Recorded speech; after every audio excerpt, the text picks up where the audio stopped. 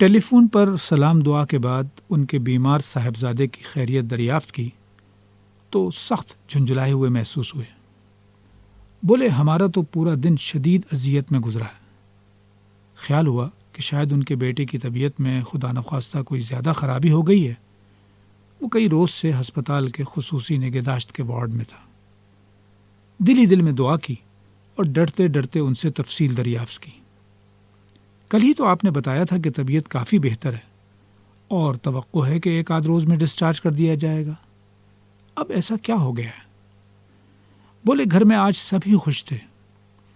اندازہ تھا کہ مریض کا چلنا پھرنا تو اب بھی محدود ہوگا اور ادویات بھی ابھی جاری رہیں گی، لیکن اب وہ ہسپتال سے ڈسچارج ہو کر گھر آ جائے گا۔ سب بھائی بہن اور ان کے بچے بھی آ جائیں گے۔ اس طرح ایک غیر رسمی سی تقریب کا سا ماحول تھا۔ سب سے بڑھ کر مریض کی خوشی انتہا پر تھی۔ نوجوانی میں بستر پر پڑے انسان کو بیماری کے علاوہ نفسیاتی دباؤ کا بھی سامنا ہوتا ہے کہ وہ دوسروں سے خدمت لینے پر مجبور ہے۔ اسی پس منظر میں جب صبح وارڈ کے سینئر ترین ڈاکٹر نے بھی معائنے کے بعد ڈسچارج کی اجازت دے دی تو یقین ہو گیا کہ اب صاحبزادے کو گھر لے جائیں گے۔ ڈسچارج کے لیے کاغذات کی تیاری اور پھر ادائیگی کا عمل بھی کافی وقت لے لیتا ہے، لیکن خدا خدا کر کے یہ مرحلہ بھی سر ہو گیا۔ مزید تفصیل بتاتے ہوئے بولے ایمبولینس تیار کھڑی تھی، مریض کو لے کر چلنے لگے تو موقع پر موجود عملے میں سے کسی نے مریض کے پاؤں پر معمول سے ہٹ کر کچھ نشانات محسوس کیے۔ فوری طور پر موقع پر موجود ڈاکٹر اور پھر اس سے سینئر ڈاکٹر سے مشورہ ہوا تو مریض کو روک لیا گیا۔ اس کے بعد کی کہانی انتظار اور تکرار کی کہانی ہے۔ ڈاکٹروں کا کہنا تھا کہ اب کچھ مزید ٹیسٹ کرائے جائیں گے۔ مریض اور اس کے لواحقین کا پہلا خیال تو یہ تھا کہ پاؤں کے جن نشانات کو بنیاد بنا کر اثر نو علاج، ٹیسٹ اور داخلے کی بات کی جا رہی ہے وہ شاید درست نہیں، لیکن ظاہر ہے وہ کوئی خطرہ بھی نہ مول لینا چاہتے تھے۔ چنانچہ ٹیسٹ کرانے کے لیے انہوں نے آمادگی ظاہر کر دی۔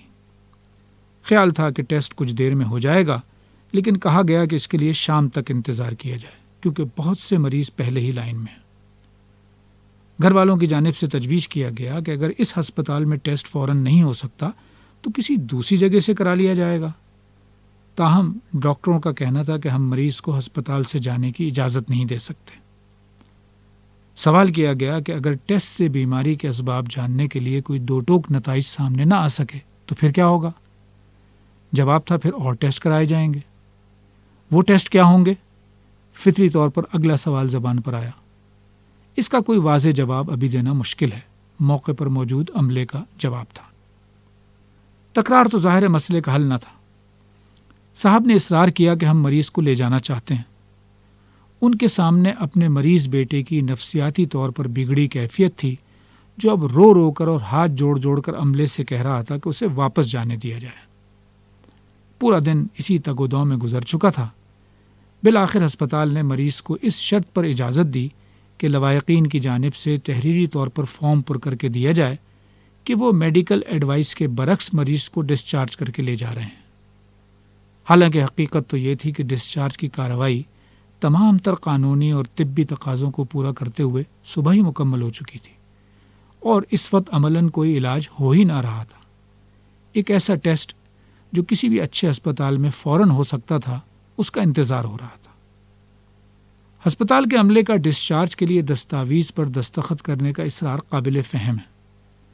ظاہر ہے اگر مریض کو کل کلاں کسی پیچیدگی کا سامنا ہو تو وہ قانونی طور پر اسی فارم کی بنیاد پر محفوظ ہوں گے۔ تاہم یہ معاملے کا صرف ایک اور قانونی پہلو ہے۔ مریض اور ڈاکٹر کے درمیان خوشگوار تعلق مریض کے ڈاکٹر پر اعتماد میں اہم ترین کردار ادا کرتا ہے۔